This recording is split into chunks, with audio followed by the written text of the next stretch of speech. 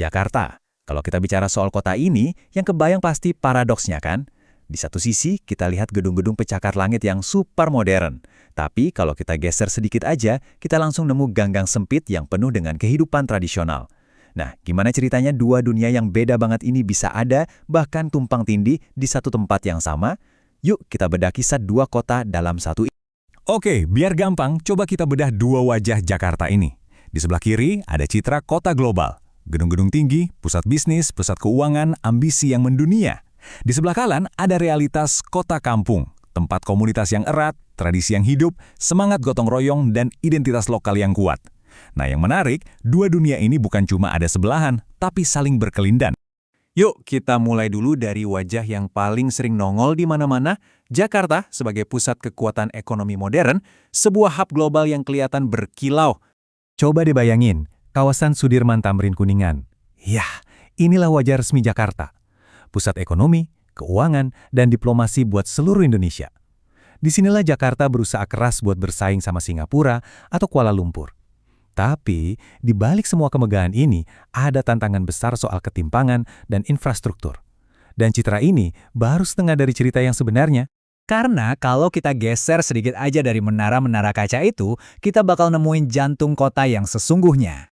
Oke, sekarang kita masuk ke dunia yang satunya, jantungnya Jakarta. Tempat di mana mayoritas penduduknya benar-benar hidup dan bernafas, dunia kampung. 70%, bukan angka main-main loh. Coba bayangin, 7 dari setiap 10 orang di Jakarta itu tinggalnya di kampung.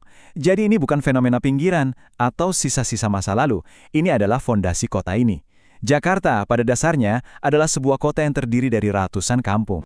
Terus, apa sih sebetulnya kampung itu? Well, ini bukan sekedar deretan rumah ya. Kampung itu lebih kayak sebuah ekosistem hidup.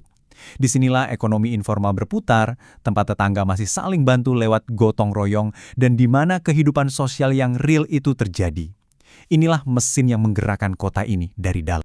Dan dari kampung-kampung inilah denyut nadi budaya asli Jakarta, budaya Betawi, itu berdetak. Mulai dari ondel-ondel yang ikonik, teater lenong yang kocak, sampai kerak telur yang khas. Semua ini bukan pajangan turis ya, ini adalah ekspresi otentik dari kehidupan komunal yang sudah ada sejak lama. Nah, pertanyaan besarnya, gimana ceritanya dua dunia yang kontras banget ini bisa eksis, bahkan nempel satu sama lain? Untuk jawab itu, kita harus mundur jauh ke belakang, ke sejarah pembentukan kota ini. Jauh sebelum ada gedung-gedung itu, di tempat yang sama, ada sebuah pelabuhan yang super sibuk. Dan sejarahnya, wah, penuh dengan penaklukan, kehancuran, dan penciptaan ulang. Dan inilah yang melahirkan paradoks yang kita lihat sekarang.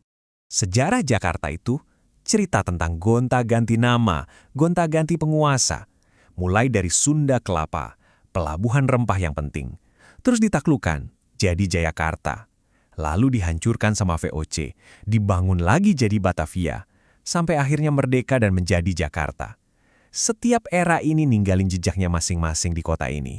Nah, di tengah-tengah semua percampuran ini, lahirlah sesuatu yang benar-benar unik, etnis Betawi.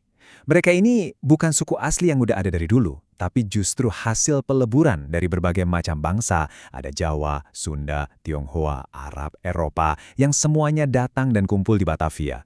Mereka adalah produk asli dari kota pelabuhan yang kosmopolitan.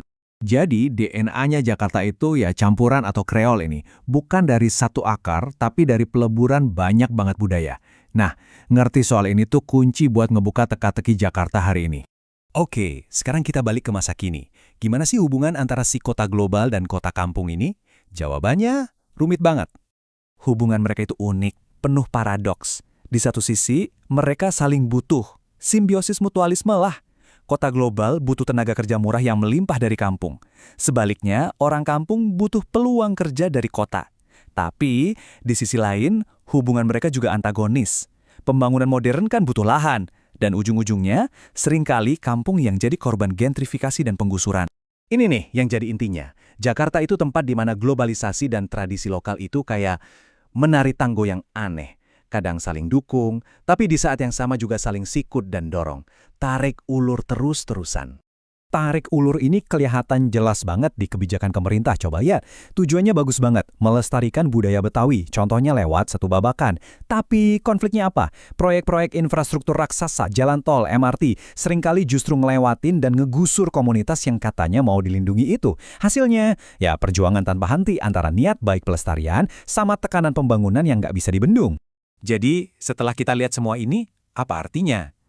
Mungkin selama ini kita salah lihat Jakarta. Mungkin kita butuh kacamata baru untuk memahaminya. Ada nih sebuah konsep keren namanya urbanisme menengah. Gampangnya gini, konsep ini ngajak kita buat nggak lagi mandang kampung sebagai sesuatu yang kuno atau tertinggal. Justru sebaliknya, kampung itu adalah ruang hibrida yang super dinamis. Disinilah tradisi dan modernitas itu nyampur, beradaptasi, dan bahkan nyiptain solusi-solusi baru buat hidup di kota besar. Artinya apa? Artinya Jakarta dengan modal kampungnya ini secara fundamental itu nantang konsep kota global ala barat. Tahu kan? Model yang biasanya cuma ngukur kemajuan dari seberapa banyak gedung tinggi atau seberapa besar ekonomi formalnya, tapi sering lupa sama kekuatan budaya lokal yang justru jadi tulang punggungnya. Nah, indeks-indeks kota global itu seringkali bias. Mereka ngasih porsi gede banget buat ekonomi formal, buat infrastruktur yang megah. Tapi apa yang kelewat? Banyak. Mereka seringkali gagal ngukur kekuatan sejati sebuah kota, ketahanan sosial warganya, ekonomi informal yang justru jadi penyelamat banyak orang. Dan kekuatan ini adanya di kampung.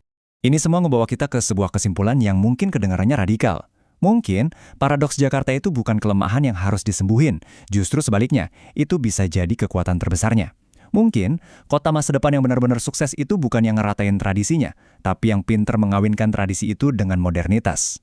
Jadi, ini pertanyaan terakhir buat kita renungkan. Mungkinkah jiwa sejati sebuah kota itu justru tersembunyi di gang-gang sempit kampungnya, bukan cuma di puncak gedung-gedung pencakar langitnya? Ini adalah sebuah pelajaran besar yang mungkin bisa Jakarta ajarkan pada dunia.